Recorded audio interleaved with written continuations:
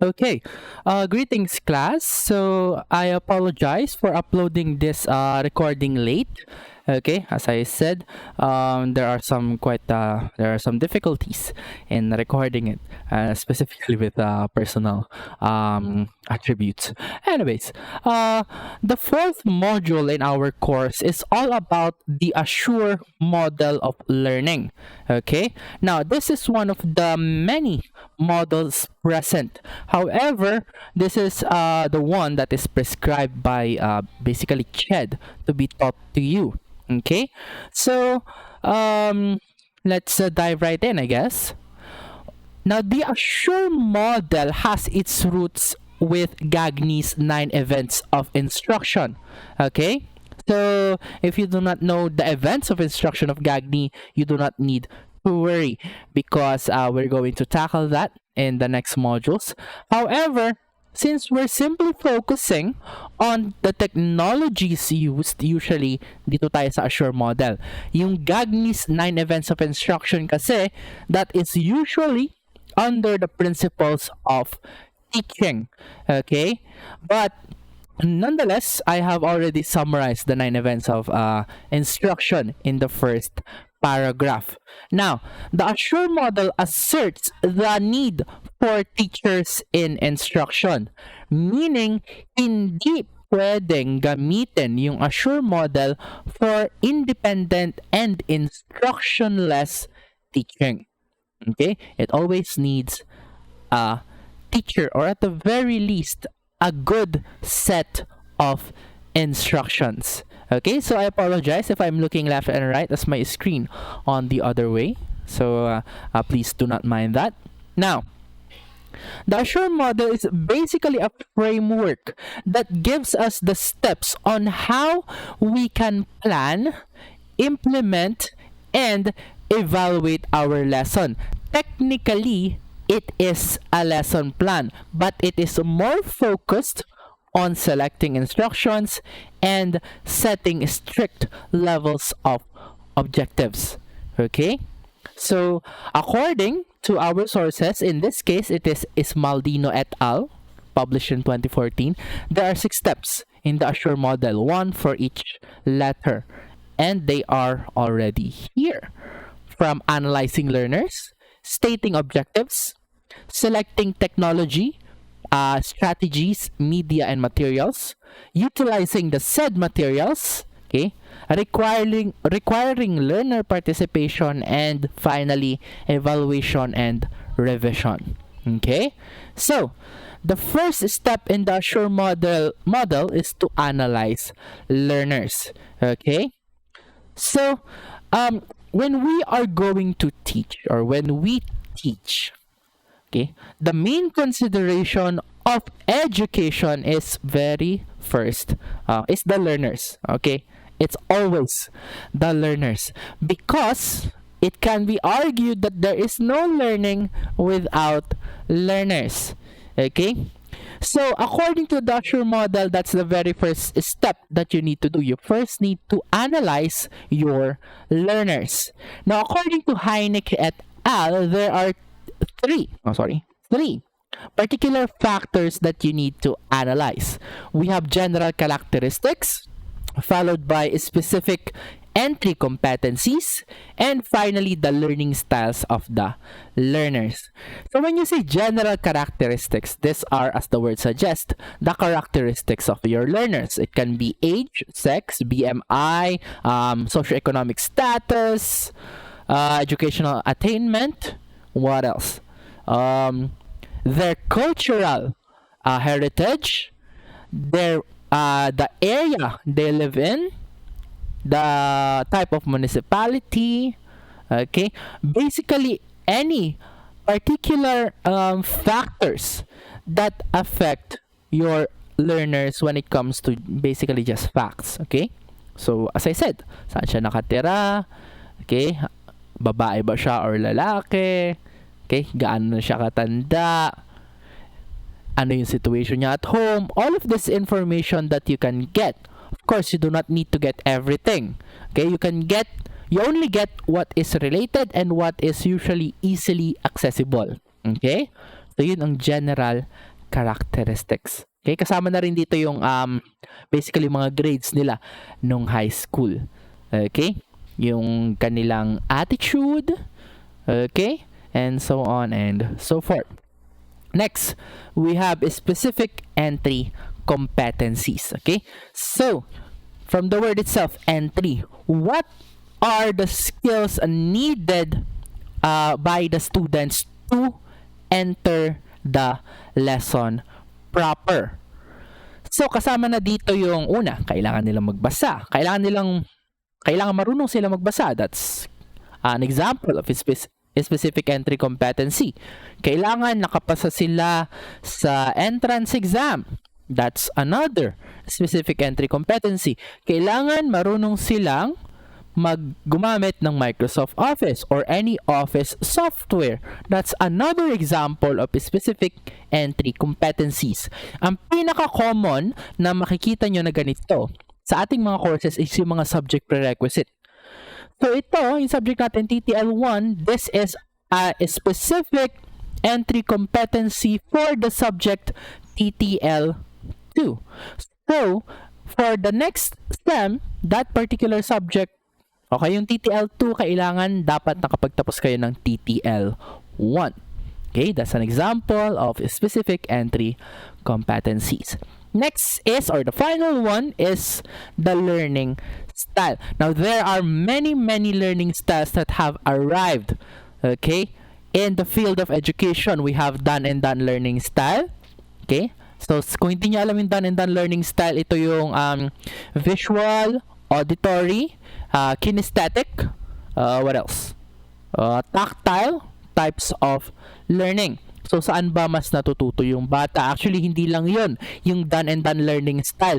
Ito yung isa sa mga nakita kong pinaka-comprehensive kasi nakalagay doon on how you process your information, whether it be from a specific standpoint, going up to the global, or global to a specific standpoint, and so on and so forth. So, if you do not know done and done's learning style, I highly suggest you study it.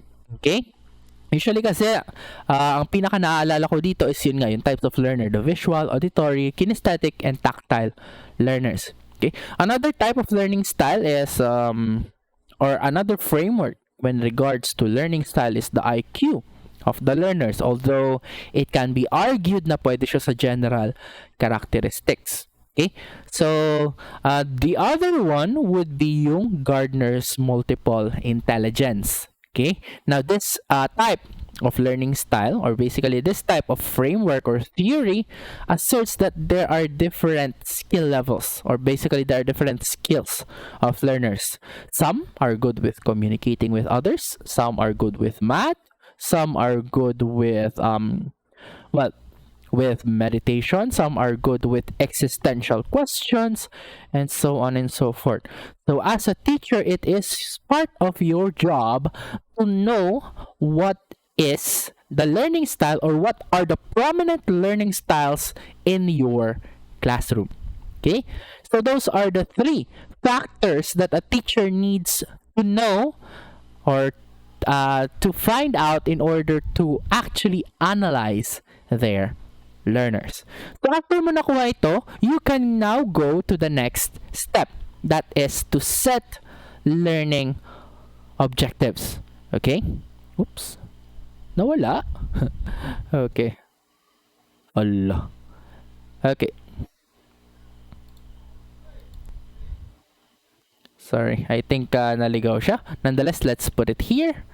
So this is now setting your objectives, or the S, set specific objectives. Okay? Oopsie, let's remove this one. So sorry for this technical difficulty. Oh, by the way, these pictures are an example of how you can state the three factors in your learners. Okay, so this one is an example from Heineck et al, and the other one is an example from Esmaldino et al.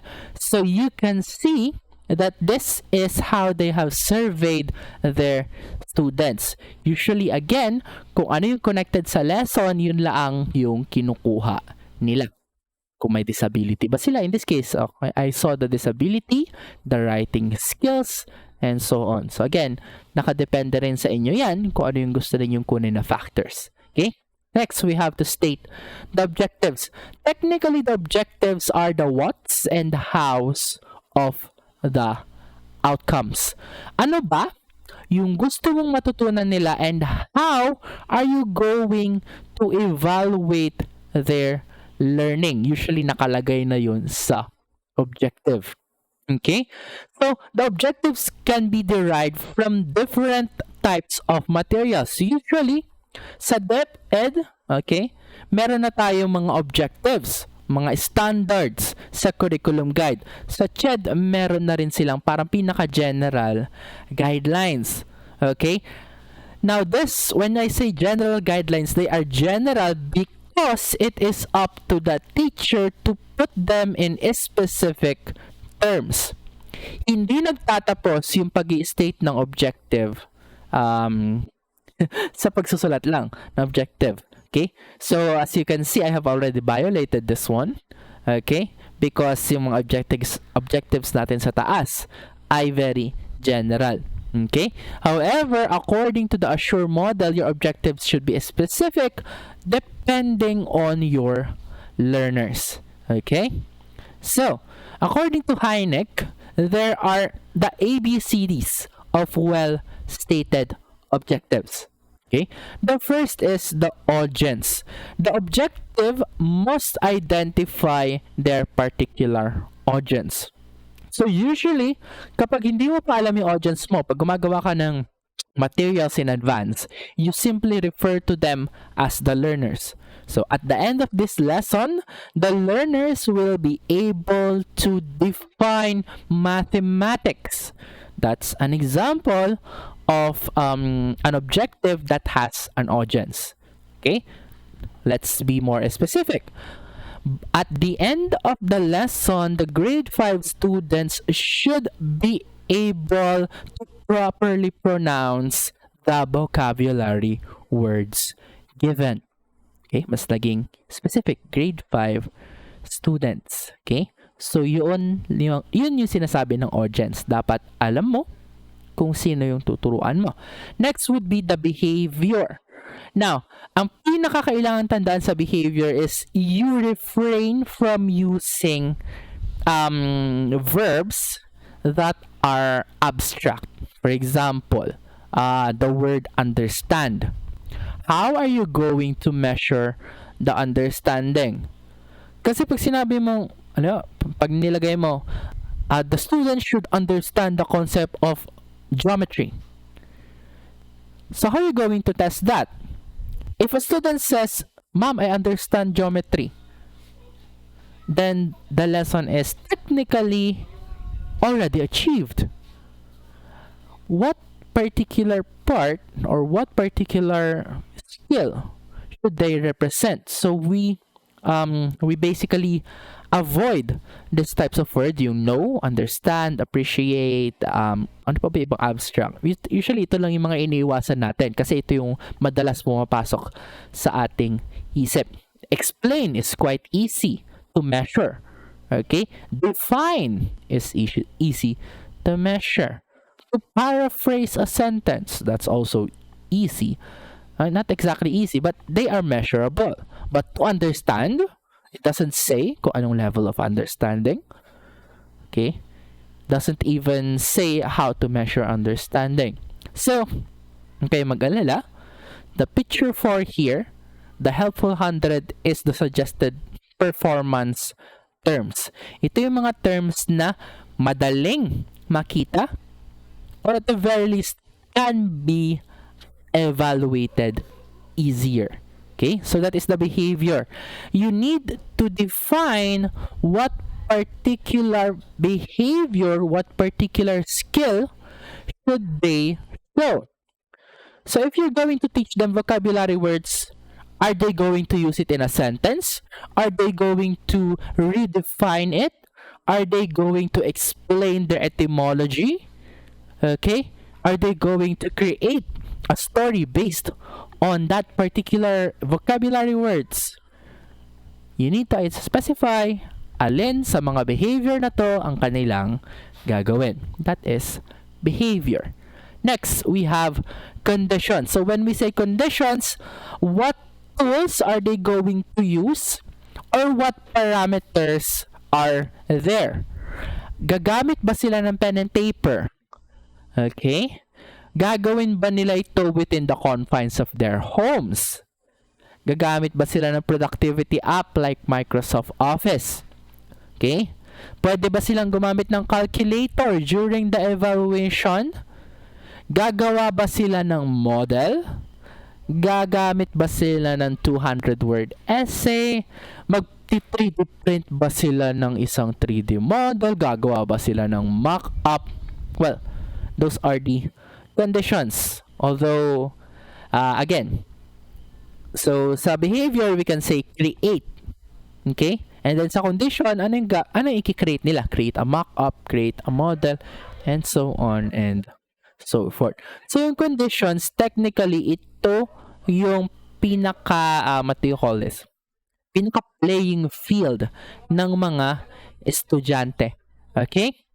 Next, we have degree. Now, according to the definition, degree refers to the minimum level of competency. Meaning, ano yung level na i-consider mo na pasado na sila?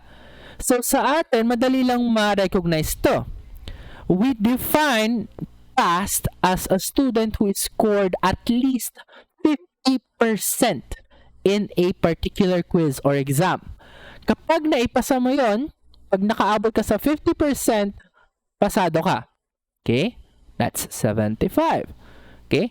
Others, pwede mong sabihin that out of 7 vocabulary words, the student must define 5 of them. That's an example of degree. Okay? Oh, sorry. Idadagdag ko lang dito sa conditions. Another example of condition would be yung mga time limit. So, in 30 minutes, ganito, ganyan. Okay? So, sa degree kasi, sinasabi niya yung minimum level of competency and not the conditions. Okay? So, another example would be, what else? Basically, okay? So, again, the degree is the minimum level of competency. So another example, the students should be able to add proper fractions in a piece of paper with 70% of with 70% correct answers. Okay? So the students should be able to add fractions, that's the behavior, on a piece of paper, that's the condition, with 70% correct answers. That's the degree. So that's an example of a condition that that basically answers B, C, D. Yung A kasi, again, you can simply say that the students or the learners. Lalo na kapag hindi mo pa alam kung sino na yung magiging estudyante mo. Pag alam mo na, o di, grade 4 students should be able to add and subtract proper fractions without using calculators and getting at least 80% correct answers. That's an example of a well-stated objective. Okay? So again, medyo mahaba yung mga objectives na to, but if it is well-stated, then it is very good according to our sources. And of course, gusto mo nga rin naman yun, di ba? Because the actual model is personalized. Very specific na siya. Okay? Sa iyo na siya. Nakadepende na lang sa mga ibang gagamit kung i-edit nila. Okay? And, pag ginamit mo kasi Azure model, usually mas maganda siya na talagang i-present because they would know, the students would know that it is tailor-made for them. Okay? So next, we have to select strategies, technology, media, and materials. Okay, so let's first dive into strategies. So according to Esmaldino et al., we have the arcs to consider when it comes to strategies. A stands for attention. Does the strategy consider getting your students' attention? Okay? Usually kasi sa atin, sa lecture method is an example of strategy, maaaring hindi natin nakuha yung attention ng ating students. Okay? Hence, you can choose a more interactive method to get their attention. Next, is it relevant to their needs? If you're going to teach chemistry, for example, the mixing of compounds or the mixing of solutions or the mixing of pure substances, okay? Sa tingin mo, relevant ba yung lecture method? I'd say yes, it's still relevant. The question is there something more relevant? I can use demonstration kaysa lecture method. Kasi sa demonstration, nakikita nila. I could have them do active learning, which is more relevant to them. Okay? Huwag ka nagagamit ng observation method or any other methods na again, hindi naman relevant. Next, does it still instill a sense of confidence to your students? Now, this is hard to check. You can do this using checklists. But technically, pag mas mahirap, pag team-based, okay, there is a higher chance that your student might have confidence in finishing. Kasi, well, this is only on my personal basis, okay? Hindi pa ako nagre-research dito, but personally, I get more confident if I solve a harder problem. So I have a feeling it applies to you too. Mas meron tayong sense of pride pag natatapos natin yung isang subject na mahirap. Okay? Pwede mo sabihin na, I survived. Something like that. That is only for me. Again, that is without research as of now. I should have researched it. But anyways, next we have S. Does it provide satisfaction? Now, a lot of times we're not satisfied with the way our teachers taught the lesson. Okay? I know that because I've been teaching and I have seen your comments. Okay? So, unfortunately, there are some things I can control. There are some things I cannot control. Okay? But, in an ideal situation, you would want for your students to be satisfied with what they learned. Okay? That's why this actually, the ARCS model is very much biased towards active or student-centered methods. Because usually, pag involve yung student, halos na-answer niya lahat ng requirements ng ARCS model na ito. Okay? So pag hindi naman, then you can always fall back to teacher-centered approach like the lecture method, demonstration method, and so on and so forth. Okay? Next, we have the selection of media. Okay? So, according to Heineck et al., there are basically 3 steps in the selection method. Okay? So, nasabi ko na dito, dinefine ko na yung media format, kung ano yung kukunin na material, and so on and so forth. So, let's move on. So, pagdating kasi sa media, it would always fall on what particular criteria you want to follow. Okay? Dito po yan nakalagay. Pag sinabi pong media, yung mga materials na to, gagamit ka ba ng internet, gagamit ka ba ng laptop, gagamit ka ba ng conventional learning resources, ito po yung definition ng media. Okay? I-deliver mo ba siya through an online platform like what I'm doing right now? I-deliver mo ba siya synchronously or asynchronously? That's media. Okay? So according to Heineck and Esmaldino, basically, according to Esmaldino, there are different criteria that a teacher might want to prioritize. So it doesn't matter if you prioritize all of this, but technically, and usually, you only prioritize some Okay, some of them, and we cannot prioritize all of them. But if we could, then that's good, diba? So the first criteria and the most important one is its alignment with standards, outcome, and objectives. You cannot use a media that is very far from your current objective. If your objective is to teach or to simply teach proper, improper, and mixed fractions, you will not get a material that focuses on the higher mathematics like number theory. Kapag gusto mo lang magturo ng figures of speech, you would not get ano ba? Ano ba hindi mo pwedeng kunin? Pwede mo kasing kunin almost everything in literature. In literature, when you're going to teach figures of speech, okay? Ang ibig ko lang sabihin, you get one that is connected or that can help you achieve your objective. Next, accurate and current information. Usually sa research, ang guideline doon is to get researches that are at least within 10 years from the past, okay? Because yun yung kinoconsider na current. The same goes with media, okay?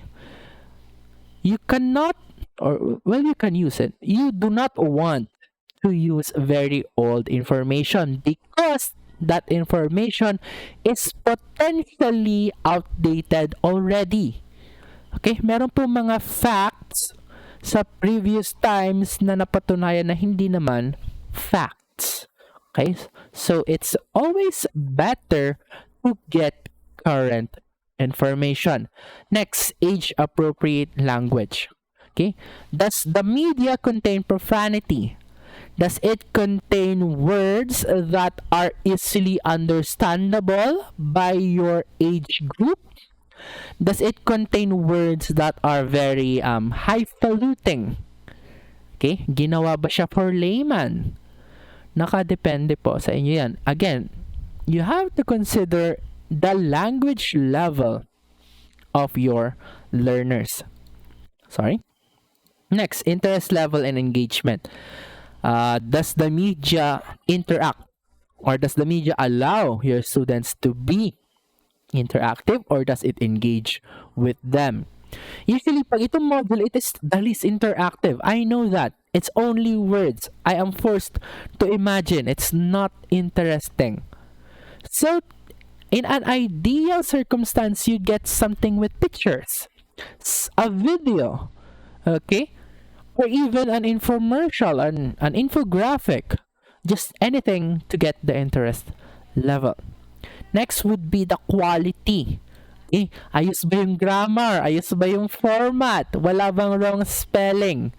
Okay? Yung fonts ba easily accessible? Technicalities. Okay? Your materials should have all of this. Kaya, pag ina-upload ko yung materials naka-PDF yan. Because PDF is basically a standard that is opened by most of Office applications. Okay? Next would be ease of use. Is it easily accessible by the teachers? Pag gagamit ka ng media, for example, you want to do it in a laboratory. Gusto mong gumamit ng electronic microscope. Is it electron microscope? Gusto mong gumamit ng ganon. Is it accessible? Well, technically, no. Kasi mahal ang ganong uri ng microscopes. Okay? So, you have to consider this. Is it easily accessible? Madali ba siyang i-replicate? Madali ba siyang ma-share? Okay? Naalala ko yung isang time sa Apple. I'm not sure if it's still the same.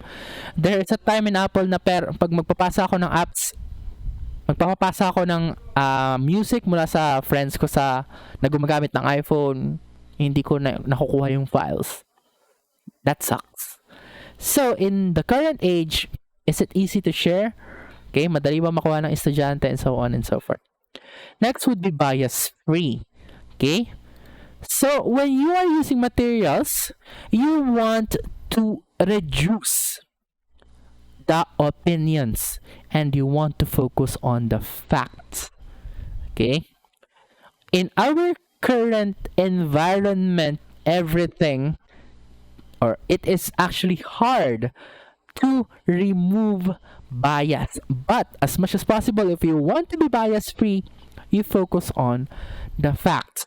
Or if you want to cite an opinion, make sure to note kung sino yung nagsabi nun.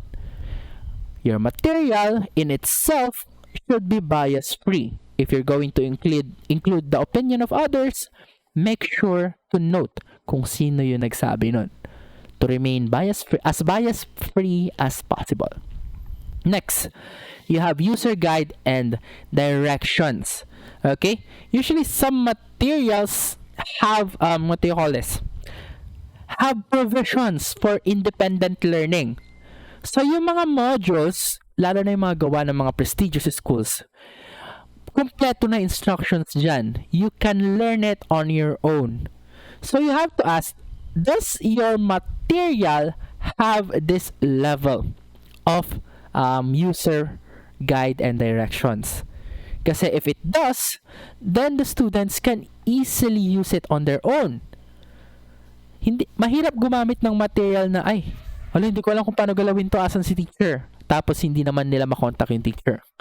So usually, when you are choosing materials, a lot of times it is better pag meron na siyang user guide and directions. Isipin mo na lang, pag bibili ka ng bagong phone, ang weird, ang hirap gamitin kapag walang directions. Okay? So, when it comes to the materials naman, there are 3 options to the teachers according to Esmaldino. Pwede kang mamili mula sa available materials, pwede kang mag-modify, or pwede kang mag-design ng panibagong materials. Yung una, yung pinakamadali, pipili ka lang. Okay? If you want to use existing materials, be very careful in citing who made them. Pag i-upload mo siya, sabihin mo, hindi po sa akin to. Nakuha ko to sa ganito. Ganyan. Okay? Usually, for example, pag gagamit ka ng calculator, okay, this calculator is made by ganito, ganyan. Obviously, siguro makukuha naman na sa common sense ng mga estudyante mo na, obviously, hindi naman gumagawa ng calculator si madam or si sir. Malay mo, makatulong pa rin na sabihin mo. But technically, citing kasi, pag nagsasite ka, usually sinasite mo yung mga nagawa ng materials. As you can see here, napakarami kong citation kay Esmaldino. Okay? Because sila yung pinaka-main reference ko, and basically, I got it from their material.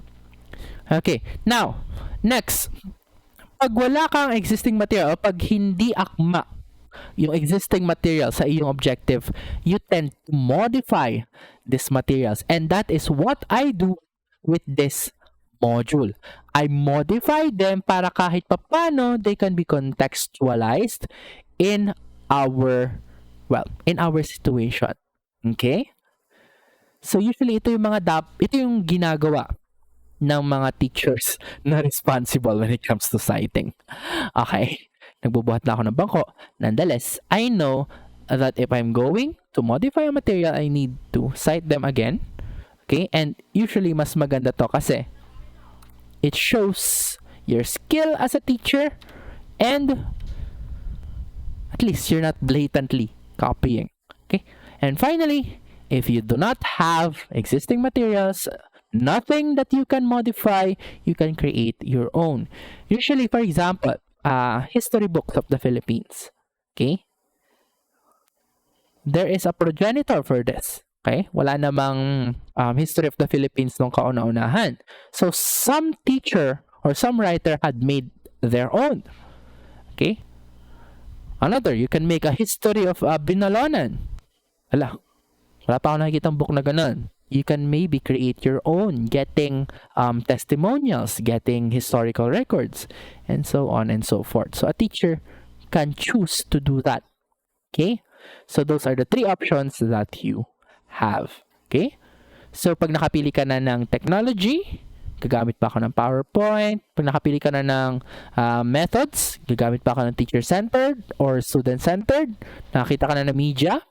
Okay, i-deliver ko ba siya through online, through face-to-face, through asynchronous. And materials, gagamit pa ako ng module. Okay, anong textbook yung gagamitin ko? Anong calculator? Okay, saan ako kukuha ng test tubes? Pag nakuha mo na lahat ng to, you're simply going to utilize them na. Okay?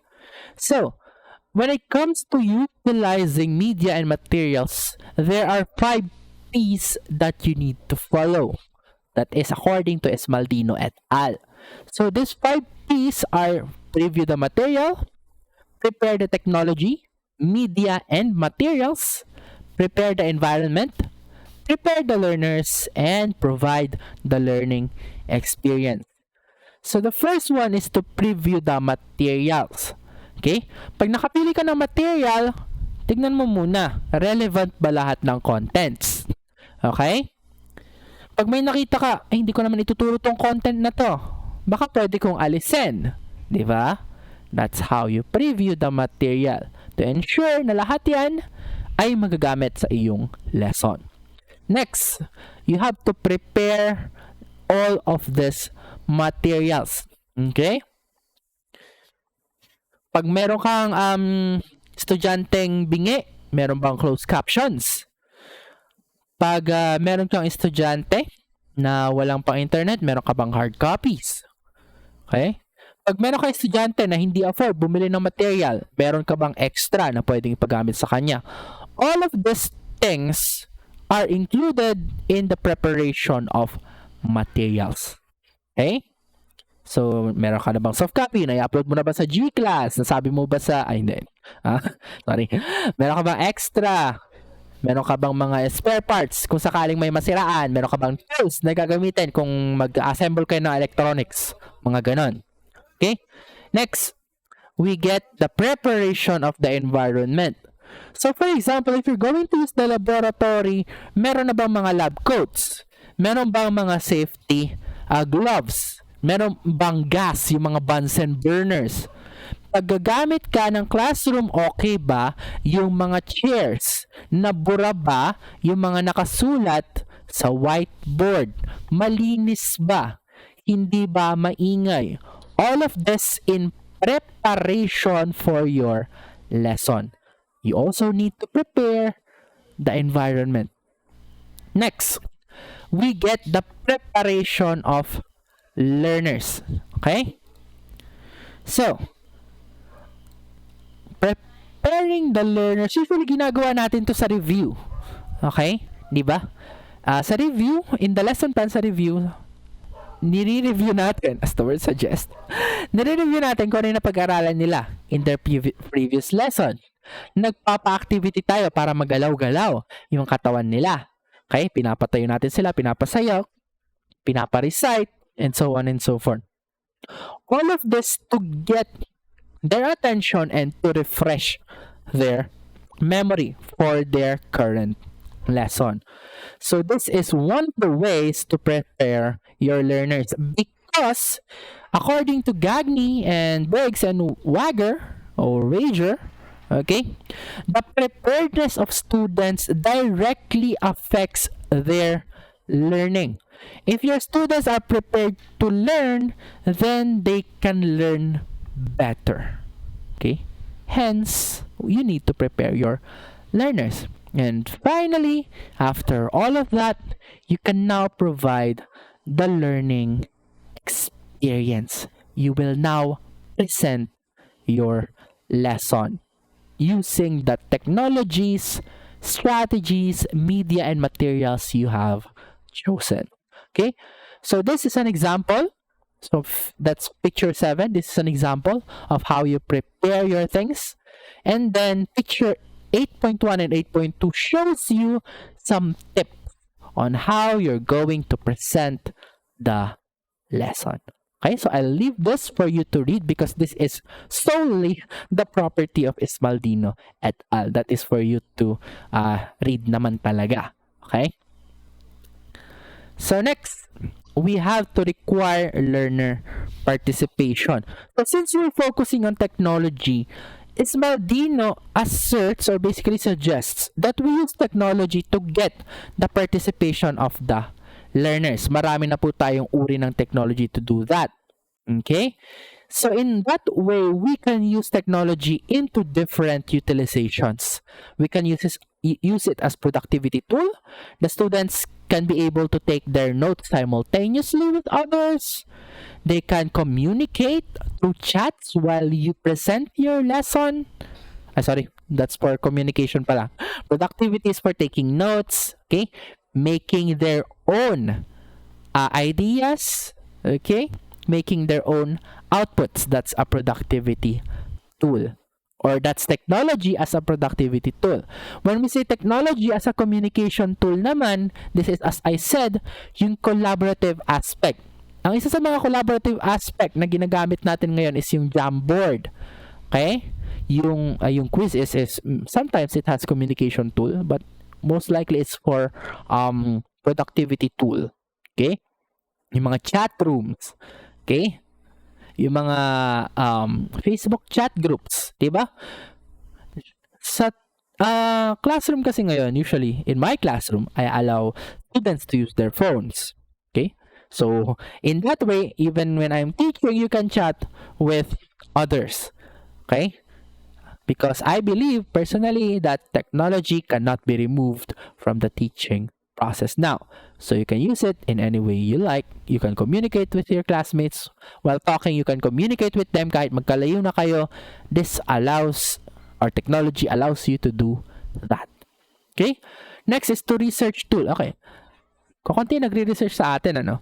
Nonetheless, with the advent of internet, you are privy, or basically you are given access to a lot of data that you can summarize to achieve a goal.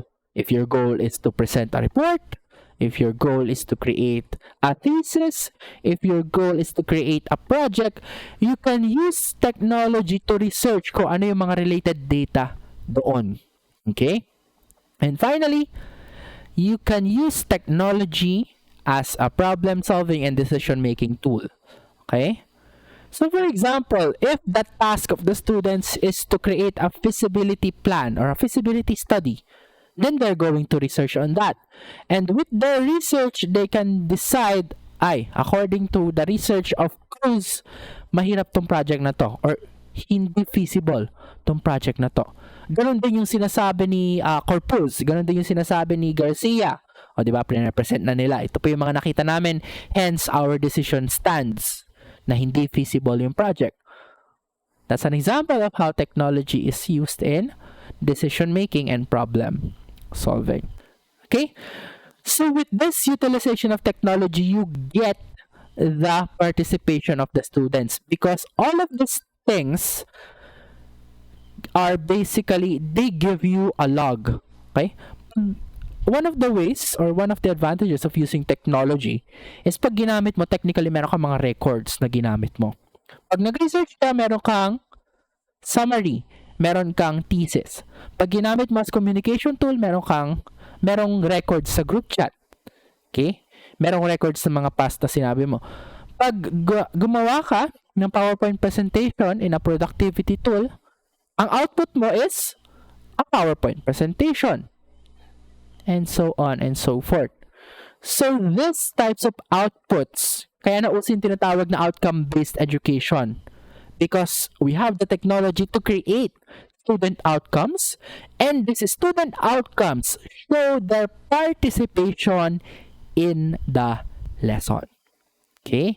So hindi na natin maaalis ang technology sa teaching. Okay? So after mo nakuha yung kanilang outcome, you now evaluate their outcome. You can use authentic assessment na sinasabi nila. Okay? Yung magpapagawa ka ng project. Okay? Magpapa-roleplay ka, magpapa-design ka ng isang project, magpapagawa ka ng research, ng reflection paper, and so on and so forth. These are authentic assessments because they are related to real life skills. Okay? So, technically, pag gagamit ka ng authentic assessment that has very little objectivity, meaning walang tama o maling sagot, okay? What you have is the degree of how correct or how wrong it is, kailangan mong gumamit ng rating scale or rubric for that. So, this is an example of a rubric from the University of Kansas, okay? So, I assume nagagawa kayo ng rubric sa inyong mga other subjects, okay? Technically, gagawa kayo niyan sa assessment of learning. But, to define rubric, this is a set of criteria that needs to be followed by the students when they are being assessed through authentic assessment. Diba sa mga beauty pageant, meron tayong the creativity of the costume, the quality of the answer in the question and answer portion, okay? The movements, or basically the quality of the talent, and so on and so forth. Meron tayong mga criteria na ganon. And in the same way, in authentic assessment, meron din tayo mga criteria. Actually, very accessible naman yung mga rubrics online. Search mo lang, rubrics for essay writing. May lalabas doon. Okay? So, you can modify these rubrics in any way you want, as long as, again, you follow the copyright laws. Okay? So, evaluating is not only for your students. You must also evaluate yourself. Is your teaching effective? Okay? Pwede kang kumuha ng sagot mula sa sarili mo. Self-evaluation ang tawag. Okay? Pwede mong tanungin or i-survey yung mga estudyante mo. Pwede kang magtawag ng coworker para mag-observe sa'yo and i-note yung kanyang observations. And, of course, yung mga administrators mo. Okay? Kaya po tayo merong student evaluation, di ba? Because we want to know if we have taught you well. Okay? And of course, marami pang ibang mga dahilan kung ba't kinukuha yan. Nonetheless, that's the main reason. We want to know if we did well, and we want to know how we can improve the teaching experience of your next courses. Okay? And finally, you have to evaluate yung mga pinili mo sa step 3. You have to evaluate your teaching, methods, media, and materials. Technologies, strategies, media, materials. Okay? Kasi sa 2002 methods pa yan. Pero sa mas bagong version ng Assure model, it's technology, strategies, media, and materials na. So you also have to check, effective ba yung mga pinili mong objects or pinili mong instructional aid sa iyong pagtuturo? Okay ba yung pag-implement mo ng student-based learning kung student-based learning yung ginamit mo? Yung material mo ba, walang problema sa grammar? Nagustuhan ba ng mga estudyante? Easily accessible ba? Okay? Kung pinagdala mo sila ng calculator, lahat ba sila nagdala? Baka next time pwede mo na lang i-project kapag hindi nila afford yung calculator, di ba? All of these questions and evaluations need to be considered. So, pag na-consider mo na sila, you go back to the first step. Kasi ang pagtuturo, hindi lang naman isang klase yung tuturuan mo. Pag naturuan mo na isang klase, mag-move on ka na naman sa susunod na lesson ng klase na yon, or mag-move on ka sa ibang set of learners. Pero yung mga materials mo, andun na naka-ready, konting edits na lang. Okay? So, after mo na-improve, bagong set ng learners or bagong set of objectives. So, it's a cyclical pattern. You improve over time. Kasi kahit magbago man yung lesson, you will have an item bank, you will have a material bank already. Okay? Meron ka ng skills na nakuha. And pag sila pa rin yung mga yung learners mo, pag sila pa rin next time, o di, meron ka ng set of analyzing learners, di ba? Okay? So that is the entirety, or at least a comprehensive discussion of the Assure model. So I have already uploaded your quiz in Google Form, so I hope you have already accessed it. And after nyo panoorin tong video, please answer it ASAP para hindi kayo ma-miss out on your grades. Okay? So that is all for this recording. So thank you very much for your time, and I'll see you in our synchronous classes. Bye!